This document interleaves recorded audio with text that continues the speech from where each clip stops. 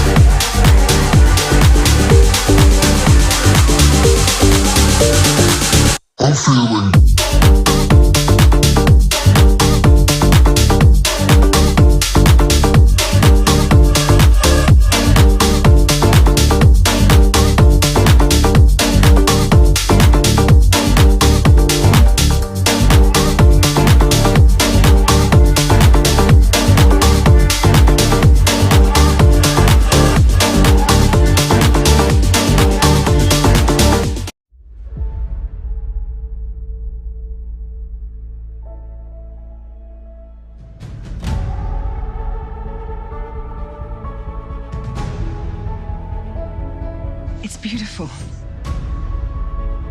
He took one look at you and the angels started singing. Another wonderful day.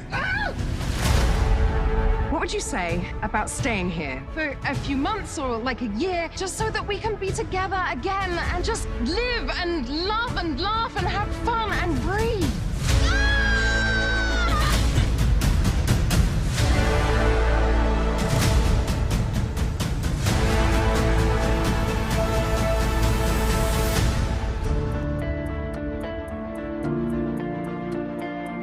Why are you hiding out on a little Caribbean island, singing in a beach bar? When I came here, I was at peace, and I never left. This is the beating heart of Nevis. This is what grounds me, what feeds my soul. It's where I found myself. I hope your life here will be full of joy. Love this island, my son. She will give you more than you can imagine.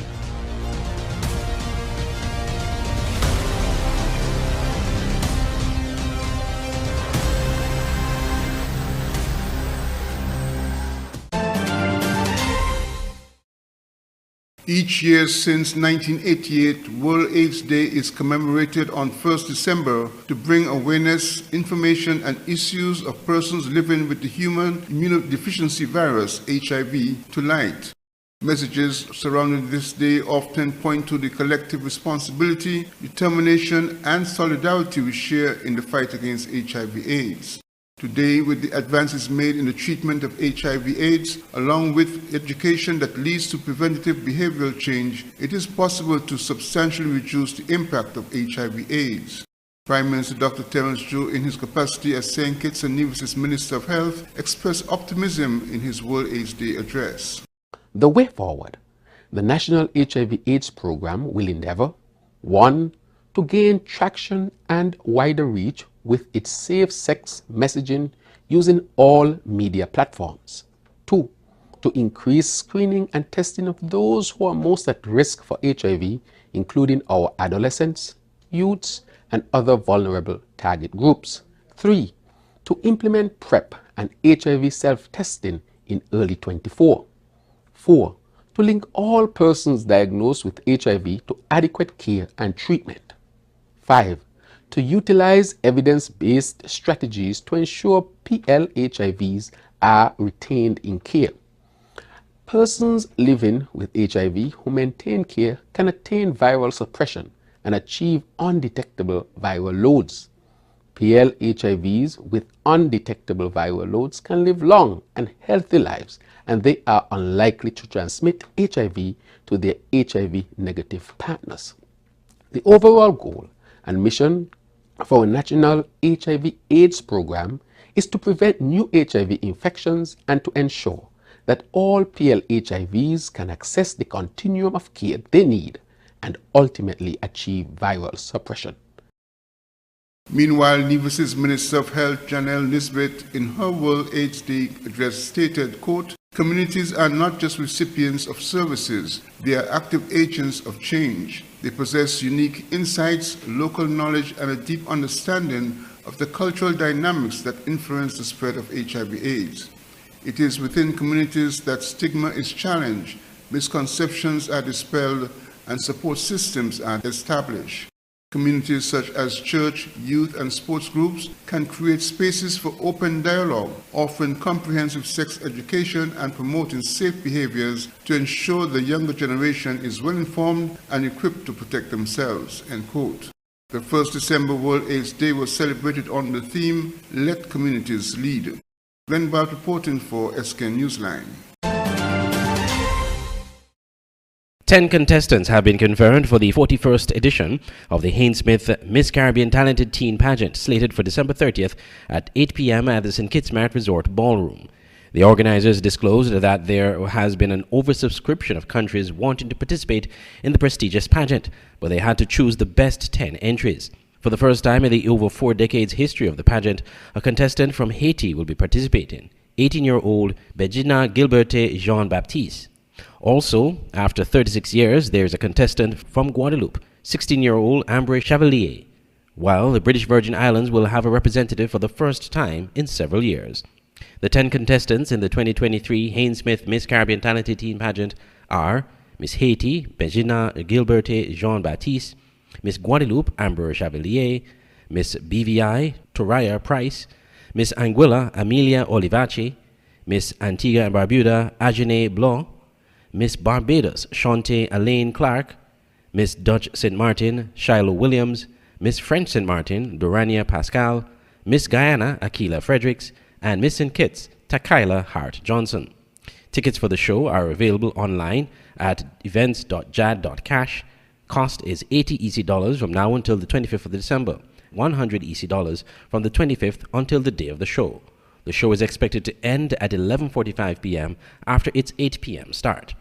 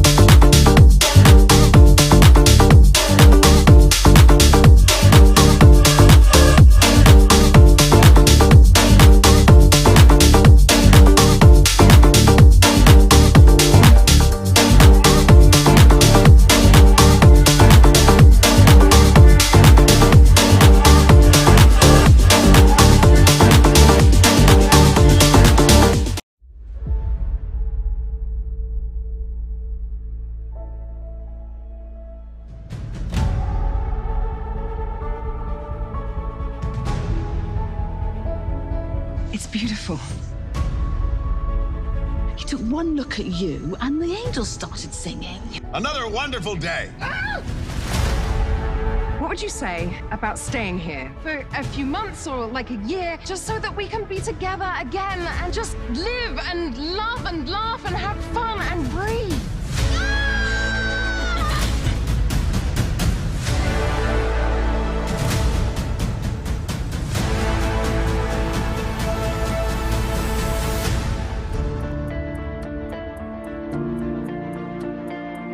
Why are you hiding out on a little Caribbean island, singing in a beach bar?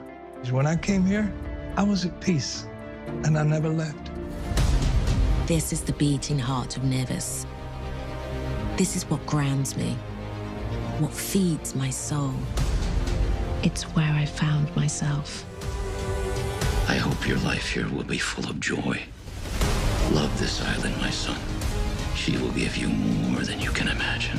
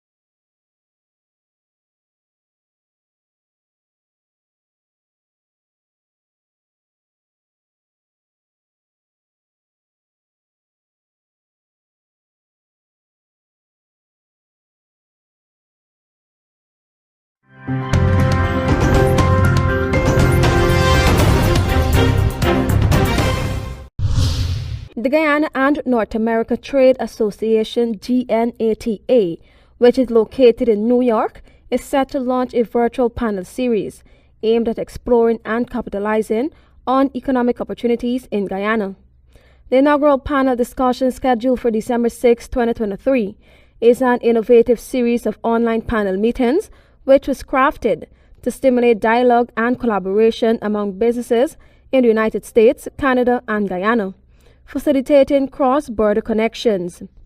The panels will explore into Guyana's economic landscape, providing comprehensive insights into various sectors such as oil and gas, agriculture, mining, infrastructure, hospitality, and technology. This approach mirrors the country's diverse economic potential and open doors for international businesses.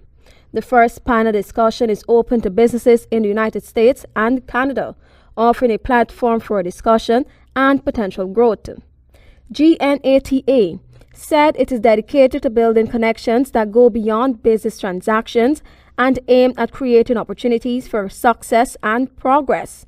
The dynamic economy presents a landscape filled with potential, and GNATA is committed to facilitating this journey for businesses.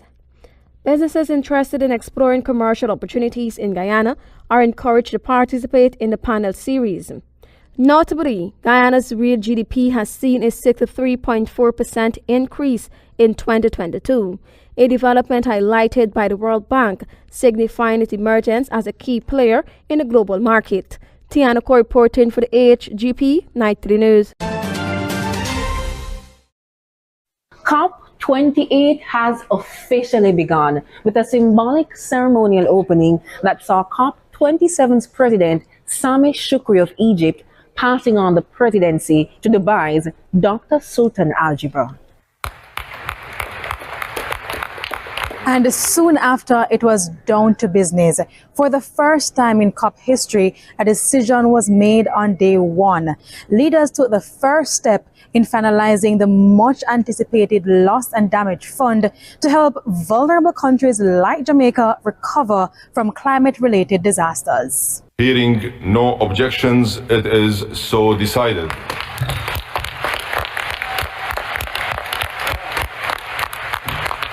A few countries made pledges to the Loss and Damage Fund. Among them, host country, the United Arab Emirates, pledging $100 million, while the United States, $17.5 million.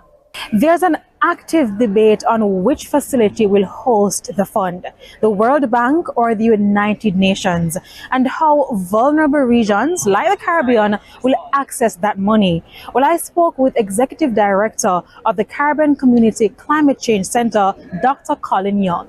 There is a strong preference by developing countries to have a fund that has its own legal personality, something akin to the Green Climate Fund, where it is not at the World Bank and not subjected to the board of the World Bank.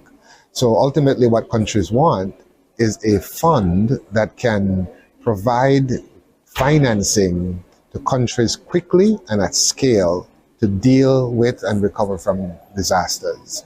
With that issue aside, and more negotiations are underway, the attendants were concerned about another issue: what Dr. Al Jaber had to say about the leaked report that accused him and his team of using the international talks to strike fossil fuel deals for the UAE's state-owned oil and gas company. Notably, Dr. Al Jaber runs the Abu Dhabi Oil Company. Now, he's denied the claims. However, it's clear fossil fuels will be on the agenda for COP28. We must look for ways and ensure the inclusion of the role of fossil fuels.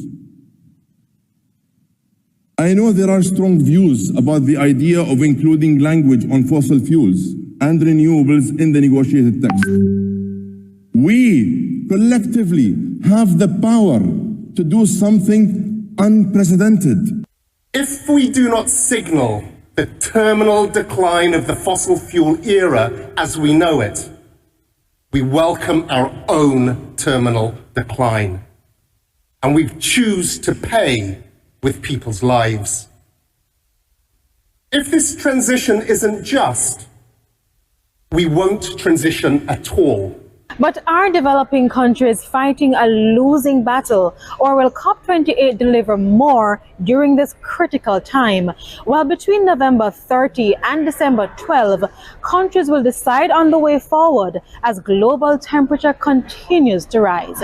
Reporting from COP28 in Dubai through a Climate Tracker Fellowship, I'm Kalisha Williams. And I'm Jamila Maitland reporting on a CCMP Fellowship for TVJ News.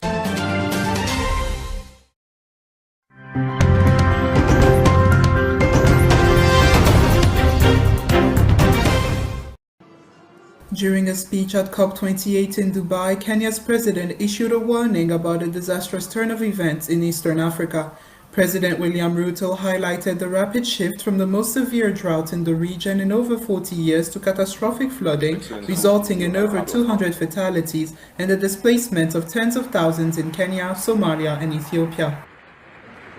A stark illustration of this disastrous turn of events is currently unfolding in Eastern Africa, where catastrophic flooding has swiftly followed the most severe drought the region has seen in over 40 years. Scientific evidence clearly and strongly links these extreme weather events to human-induced climate change. Studies indicate that droughts are now at least 100 times more likely in parts of Africa than they were in pre-industrial era. This translates into a dramatic reduction in long-term rainfall, while short-term rainfall patterns remain erratic and unpredictable. All of us are already living in this dire reality. Kenya has been besieged by relentless torrents that have claimed lives and displaced countless communities. Developing countries, including Kenya, are appealing to the global community to fulfill their pledges and contribute millions of dollars to help mitigate the climate crisis. We're coming on the air with breaking news. It appears the House of Representatives just voted to do something it has only done 5 other times in its history. Now, we are still waiting on the final gavel, but it does appear the House has voted to expel one of its own members. More than 2/3 of the House has voted so far to vote Congressman George Santos out. It comes just weeks after a bombshell report from the House Ethics Committee found that Santos, a Republican from New York, allegedly used campaign funds to pay for personal expenses, including his rent, trips, Botox, and a subscription for an adult website. Now, the saga is far from over. He also faces a slew of federal charges, including wire fraud, money laundering, and identity theft. He has pleaded not guilty to those charges. Just seconds ago, we heard the gavel, which means this vote is official, and it looks like George Santos has been expelled. Let's listen into House Speaker Johnson.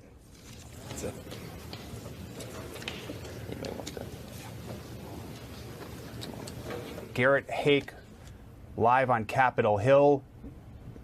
Garrett? Well, Joe, a Congress that has had several historic moments now records another, as you said, just the 6th member ever expelled from the House, the first time in decades, and the first member ever expelled who was neither a member of the Confederacy or himself a convicted felon. But Santos, as you said, faced 23 federal criminal charges and perhaps the final nail in his political coffin, that damning ethics report that came out before Thanksgiving, in which a bipartisan committee found that he had been, in their words, blatantly stealing from his own campaign. Now, this is the 3rd attempt to expel Santos, and the first to be successful, as you said, with a 2/3 majority vote here. It was, frankly, his Republican colleagues who ultimately decided they were fed up with the congressman from Long Island, who had really stopped defending himself against the particular allegations against him about his conduct, and in recent days largely been making an argument based on precedent, that the House didn't want to, for the first time, throw someone out who had not been convicted of anything. That argument apparently unsatisfactory for all Democrats save one, I believe, on the final vote count, and more than 100 of his Republican colleagues who found him to be an embarrassing distraction from the work they're trying to do with their slim majority, which, Joe, will now get slimmer. Santos is out today. His staff will stay on under the direction of the House clerk to continue work on constituent services, and it'll be up to the governor of New York to set a special election to replace him, a special election in a district that Joe Biden carried in 2020 that should be extremely competitive as we go into the federal election year of 2024. So, Garrett, my understanding was 2/3 of Congress today. It would have been 283 votes. It ended up being 311 to 114. Santos put his winter coat on when the vote happened and then walked off of the floor. This is incredible because of just how tight the margins are in Congress. Walk us through, you alluded to it here, what the next process is, how quickly it will be before we know who's going to replace him. Yeah, it was interesting also because House Republican leadership were among those who backed George Santos today. From the Speaker on down, the top 4 members on the House Republican side all voted against the expulsion here. If they had gone the other way, you might have seen the total be much higher. But again, this shrinks the Republican edge in the House by essentially a half seat, is a good way to think about it for now. They lose who had been a fairly reliable vote for the Republican agenda thus far. The governor has 10 days to set a date for the special election, which would likely come at some point in the spring. If a Democrat picks up that seat, it shrinks the margin still further. House Republicans would have, depending on attendance, about a 3-vote margin to work with. Incredibly tight, incredibly difficult as they still try to sort out things like how to fund the government long term, something that they'll have to do in January and in February.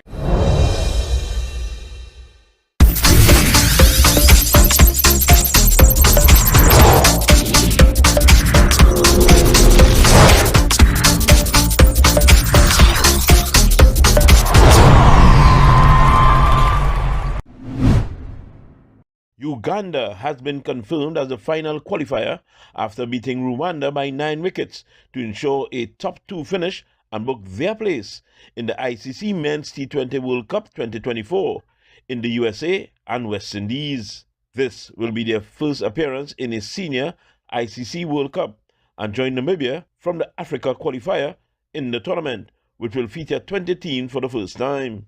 The final list of qualified teams for the event is Afghanistan, Australia, Bangladesh, Canada, England, India, Ireland, Namibia, Nepal, Netherlands, New Zealand, Oman, Pakistan, Papua New Guinea, Scotland, South Africa, Sri Lanka, Uganda, the United States of America, and the West Indies.